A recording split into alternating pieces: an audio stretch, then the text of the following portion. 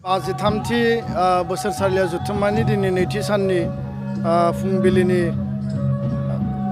आनान गसाइनिसिम आर'ज गाबनाय हाबाफारिनि उनाव दुलाराय बर' फरायसा आफादनि गोथार फिरफिला बिरहोनायनि बे हाबाफारि आरो बेयाव जोङो मोजाङैनो बे हाबाफारिखौ मावफुंबाय।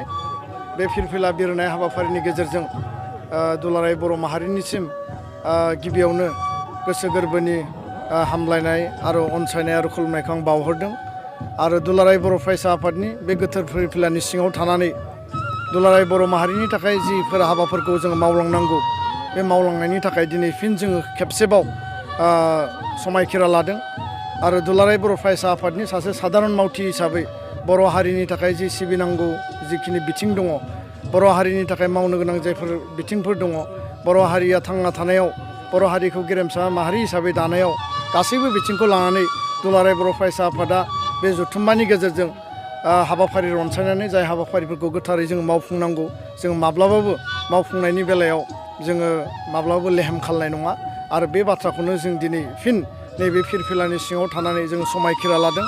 आं मिजिंथियो बे गोथार फिरफिलानि बिरहोनायनि हाबाफारिनि गेजेरजों आनान गसाइनि खाथियाव जे जोंनि गोलाव समनि सोमावसारनायाव मुंख्लं जालांनाय गेदेमा बिथांमोननि जिउ आत्माया सोरगोआव आलो गोजोनै जायगा मोन्थों।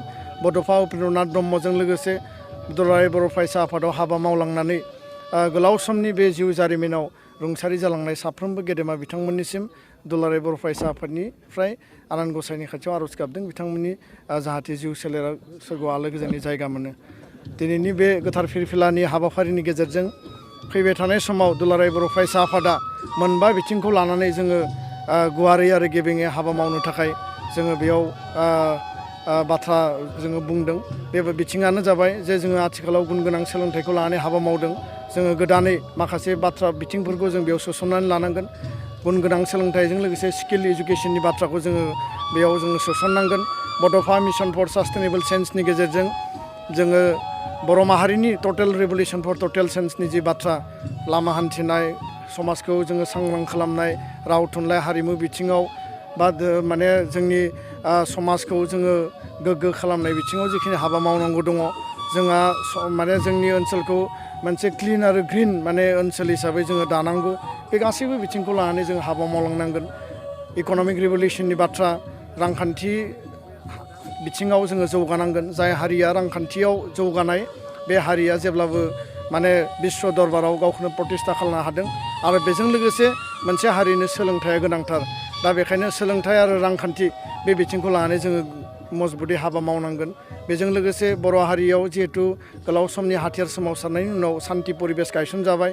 दिनै बर' हारिनिफ्राय हाथियारनि जि सोमावसारनाय बे कमप्लिटलि जोबनानै थांबाय आरो बर' हारिया दिनै माने हाथियार गैयै मोनसे समाज हिसाबै गायसनजाबाय आरो जिहेतु गोजोना गायसनजाबाय आरो बेयाव मोनब्रैबो NDFBनि हान्जाया जिहेतु बे सुक्तियाव बिटिआर गोजोन गोरोबथाखौ बिथांमोना सहि होबाय आरो बिनि गेजेरजों जि गोजोन गायसनजाबाय बे गोजोना अरायबो जाहाथे गोजोर जायो बिनि थाखाय दुलाराय बर' फरायसा आफादा हाबा मावगोन आरो खौसेथिनि थाखाय माहारिनि गेजेराव, आफादफोरनि गेजेराव, दैदेनगिरिफोरनि गेजेराव बा गावस्रा गावस्रि जिखिनि थासारि जोंनि गेजेराव जिखि थाया मानो जोङो खौसेयै दुलाराय बर' फरायसा आफादा बयखौबो बजबनानै हाबा मावलांनो थाखाय जोङो बेयाव माने बाथ्रा बुंदों। दा बेखायनो आङो सानो जे फैबाय थानाय समाव बिटिआर सुक्तिनि मोनफ्रोमबो दफाफोरखौ रोखा रोखायै जों मावफुंनांगोन।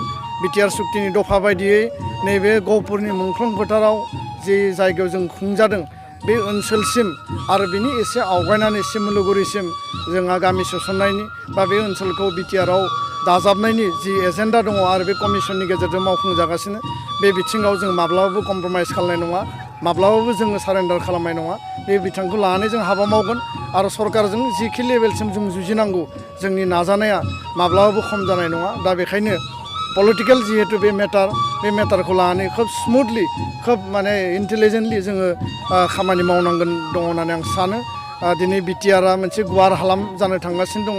बेयाव समस्ति बारायगोन, जिल्ला बारायगोन, जोंनि गामिया सोसनजागोन आरो जोङो मोनसे गुवार हालामखौ खुंनो थाखाय दिनै मोनसे क्षमता बा जों मर्यादाखौ जों मोननो हासिगोन। बिनि बायजोआव रायजो जानाय बर'फोरखौ लानानै बर' कसारि वेलफेयार अट'नमास काउन्सिल जे बिल, बे बिलआ आइनि महर मोननायनि लामायाव आरो बिनि उनाव इन्टारिम काउन्सिल जागोन, बेयाव बिसायख'थि जागोन। दा बे काउन्सिलखौ सामलायनो थाखाय जोंनि UBPनि दैदेनगिरि एबसुनि आरो लोगोसे NDP मोनब्रै हान्जानिबो गासैबो ज' सावरायलायनानै सागानगिरिफोरनि गेजेराव सावरायलायनानै फैबाय थानाय समाव बर' कसारि वेलफेयार अट'नमास काउन्सिलखौ बर' हारिनो नांनाय बायदि बर' हारिनि हा हु रैखाथिनिफ्राय लानानै राव थुनलाइ आरो बे ओनसोलाव रायजो जानाय बर' फिसाफोरनि आबुं जौगानायनि थाखाय ज'है जोङो डिसिसन लानांगोन इउनाइटेडलि जों डिसिसन लानांगोन। बिनि अनगायैबो कार्बि आंलंनि बर'फोरनि ST हिलनि जेंनाया दिनैबो पेन्डिं जानानै दङ। बे बिथिङाव भारतनि नखर मन्त्रि बिथांखौ जोङो स्पस्तयै 26 डिसेम्बराव गुवाहाटीनि लक निर्माण भवनाव लोगो हमनायाव जोङो बुंदों आरो बिथाङा जोंनो बाथ्रा होदों जे फैबाय थानाय समाव कार्बि आंलंनि जेंनाखौ गोख्रैनो सुस्रांनो थाखाय बिथांमोना राहा लागोन होननानै बुंदों। बे समाव बर' रावा भारतनि 80 सेड्युलाव सोसनजानायनि उनाव नैबे सुक्तिनि गेजेरजों जोङो आसामनि लोगो सरकारि राव हिसाबै जों गायसननो हाबाय। बर' बिजोंनि सोलोंथाइखौ रोखा आरो आबुं खालामनो थाखाय स्कुल प्रभिन्सियेलाइजेसन कमिटिया खामानि मावगासिनो। बर' मिडियामनि स्कुलखौ नायनो थाखाय आसामाव जोङो स्टेट लेभेलनि director of education for Bodo' medium जों मोननो हाबाय आरो बिनि अनगायैबो गोबांथार माखासे जेफोर बिथिंफोर दङ दिनै मावफुंजागासिनो दङ।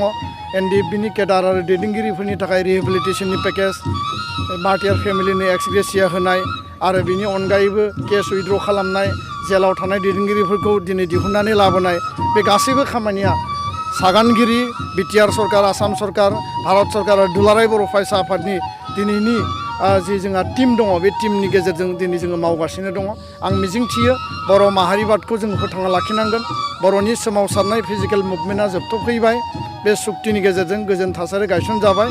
नाथाय जोंहा इसिङारि जि रिभलिउसन मावनो गोनां दङ बे सुक्तिखौ जोङो मोगथाङाव जाफुंहोनो थाखाय जिखिनि बिथिंखौ लानानै जों खामानि मावनो गोनां दङ बे बिथिङाव जोंहा दाबो माखासे खामानि मावनो गोनां दङ। सुक्तिया जालांबाय, दुलाराय बर' फरायसा आफादा मावनो गोनां हाबा गैलिया बेबायदि बाथ्रा गैया। बर' बड'लेण्ड जेंना सुस्रांनाय आलादा रायजोनि दाबि, बे दाबिया जोंनि गुबै दाबि आरो बे दुलाराय बर' फरायसा आफादनि 100 एजेन्डानि गेजेराव मोनसे गुबै एजेन्डामोन आरो बे एजेन्डाखौ लानानै दिनै सुक्तिया जालांबाय। जोंनि जि फैबाय थानाय समाव जोंनि एसपिरेसन बेखौ गारनायनि बाथ्रा गैया, कमप्रमाइज सारेन्डार खालामनायनि बाथ्रा गैया।